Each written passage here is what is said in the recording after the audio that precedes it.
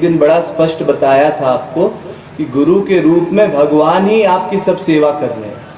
गुरु जितनी भी सेवा करता है आपकी, चाहे आपको तत्व ज्ञान करवाना हो, चाहे आपसे साधना करवाना हो, ये इसलिए कर रहा है क्योंकि आपने भगवान के प्रति व्याकुलता उत्पन्न की है।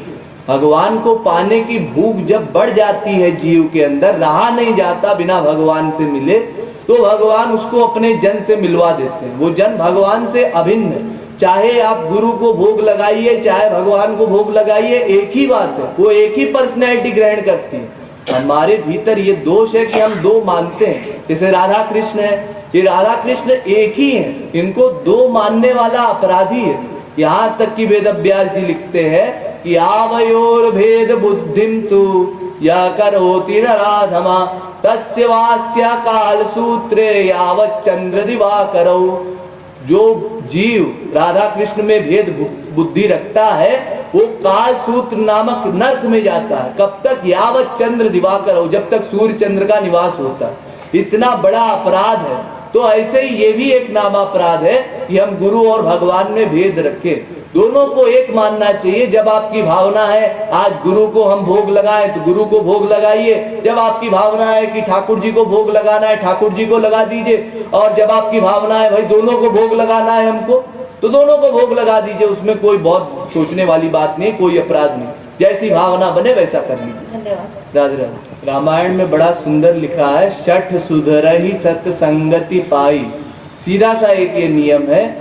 उसको क्योंकि खराब संगत मिली, केवल इस जन्म की नहीं, पिछले जन्मों में भी उसके अभ्यास खराब रहे हैं, इसलिए खराबी मिली तो उसने जल्दी ग्रहण कर लिया। जिसने जहां अधिक प्रयत्न किया है वो अपनी काम की वस्तु पहले ले लेता है। देखो, अगर आपके सामने छोटा कोई बच्चा हो तो उसके सामने एक काम कीजिए, एक चॉकलेट रख दीजिए और एक सोने की चेन रख दीजिए। वो बच्चा क्या लेगा?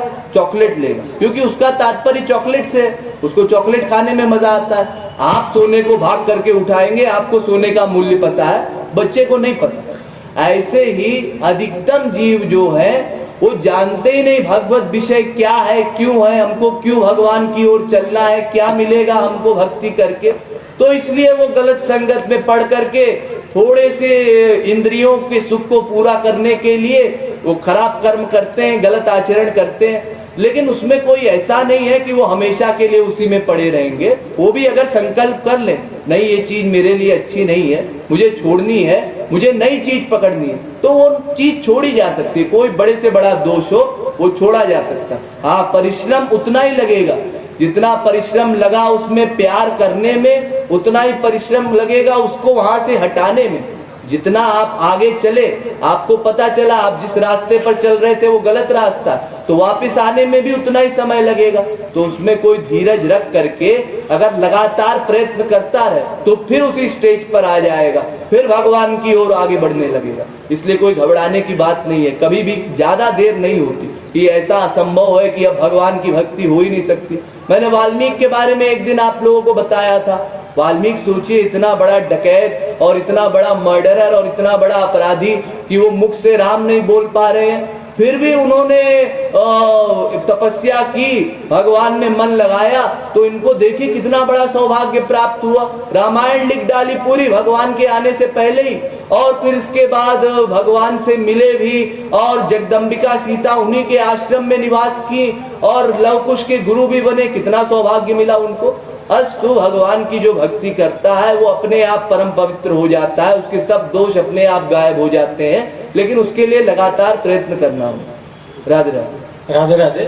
मेरा अब एक प्रश्न है, एक अनपढ़ आदमी भगवत एक प्रभु वचन में एक ले लिया, लेकिन उसे पढ़ना नहीं आता, दूसरे का पास पढ़ के वो सुन सकता है क्या? एक और बात आपको बताता हूँ, ये जो आप बार बार अनपढ़ आदमी कह रहे हैं ना, हमारे पूरे विश्व में या अनंत कोटि ब्रह्मांड में अधिकतम भगवान को पाने वाले अनपढ़ ही थे। जो कम नॉलेज रखते हैं ना वो जल्दी प्यार कर लेते हैं, जो ज्यादा नॉलेज करते हैं वो उतना डाउट करते हैं।